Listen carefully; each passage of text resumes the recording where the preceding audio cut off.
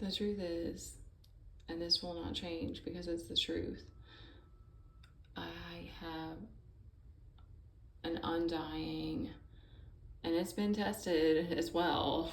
The I'm sure I don't know if it. I don't know what's gonna happen if it'll keep being okay. I have an undying love and under this sort of like a weird understanding, even though we haven't even met face to face. But this crazy sort of understanding and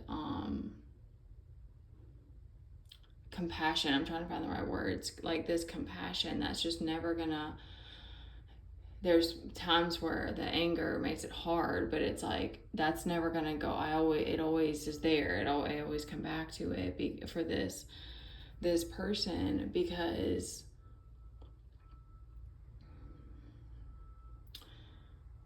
they've lived such a similar life, and yet at the same time we're like totally opposite. Like I guess the way that we created an identity, I guess, in some ways is very different. So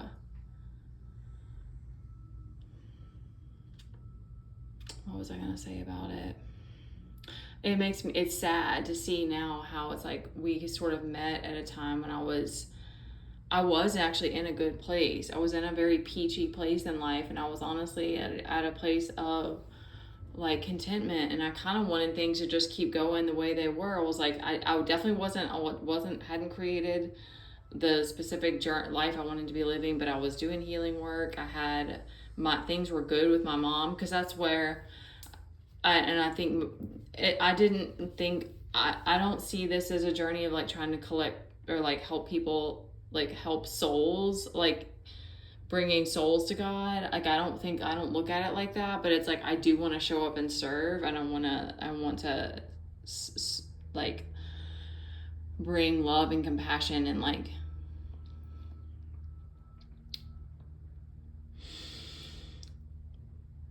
and the irony is that for the feminine, so much of it too is embracing our darkness, which is very destructive. And so it's I came at it from a spiritual angle. So it was like, but I felt this. I see it now that it was just it's my Chiron, and it's just the healer in you. You think it's your job to like make things okay. It's put on you. You're the scapegoat, but you're also the glue of the family when you're the scapegoat. So they may never see you that way because you get all the flack from them. But you are also you're also the topic, also the reason for the keeping them together and keeping the stories alive and stuff. But anyway, that would be another side rant. So to have your person here, and that this person that is like the only soul out here that can really see you and understand you in a much deeper way as you're trying to like shed layers and like try to love yourself through all of this, and like facing so much insecurity, so much fear, so much pain. Like it's completely wild. So it's like it's bittersweet because I see how like I jumped into this kind of competitive energy because it was like I was like I wanted to work, I want to start a channel. I know I don't show up that way all the time because I know I try to bring compassion, but I know I can be sassy. And I started to see these other men in this sort of patriarchal like battle that I was up against that I didn't like expect or like anticipate at all. I don't like I don't know. I don't want to. I'm trying not to say the wrong thing, but I'm like it really threw me for a loop. And so it's sad when it's like I see these moments that I could have had, we could have created this connection, or I don't know, I know that like I feel a bigger part of me, like if we haven't met in the physical, then it's not meant to be, because I feel like God wouldn't like. So it's like there's been all these lessons all of this like I didn't realize how I was anxious attachment at one point, and I'm still a little bit needy like that. Like and I didn't realize the level of dependency that I was putting on people, because it was like with I was able to create this environment where it was like, you do you, I do me. And that was kind of how I watched my dad do that as well. But I didn't realize but still wanting people around and needing them for different things, that still is a dependency. So that's been a really big part of this. And like, it shifted from that to like becoming dependent on like all the tarot readers and all the people online, and it was like, I have to have community around me, I have to have people. And then even on with God, I will like talk, I'm just at a place, I've just found a level of safety in the last week or so that I haven't felt in like years, that because I was so dependent on like feeling like I had God with me all the time. And that's just, it is what it is, because those were my weaknesses that I just, you're so blind to it when you have people around you all the time. And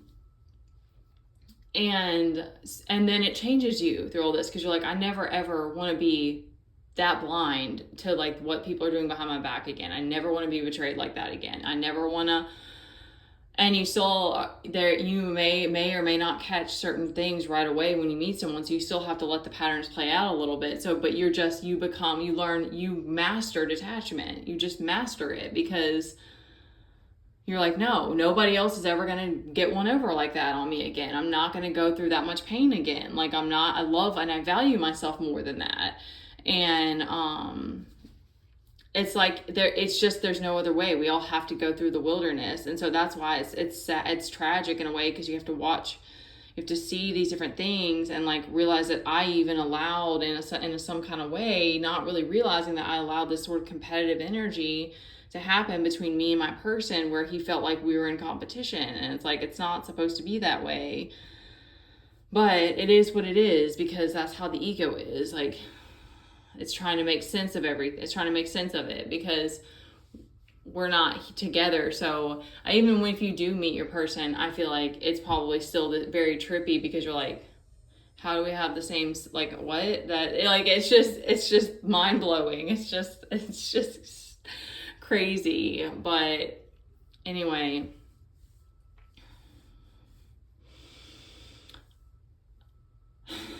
I want my person to know that there will always be love that I have for you, and that I try to send you.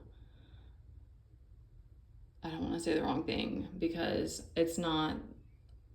I only want you to feel safe and happy and covered by God and love. I wouldn't want anything else, and especially wouldn't want that if I would especially wouldn't want us to be together if that meant that wasn't possible.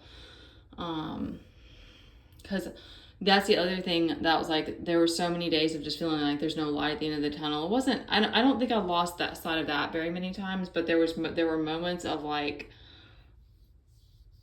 what if I don't ever feel safe again? Like, and I mean, like, y'all, I'm in debt. Like our money, like that part of my life, isn't hashed out. And, but there's this safety and this peace that I feel, even though there's no other people in my life. And there's no price you can put on that. And that's the gift that you're given from going through the wilderness. And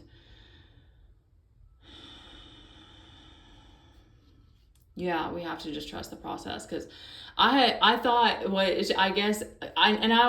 still to this day go to nature for like soothing and healing and stuff, but I think people call me like a Sigma. Like, I know I have this very like lone wolf kind of energy sometimes, but like the irony is that I still have had intense, deep abandonment wounds and dependency that I still had. I just was like, didn't realize that I was abusing my sort of power, and that I just knew how to keep people around just enough, but then also make sure that I had the amount of freedom that I needed and the space that I needed.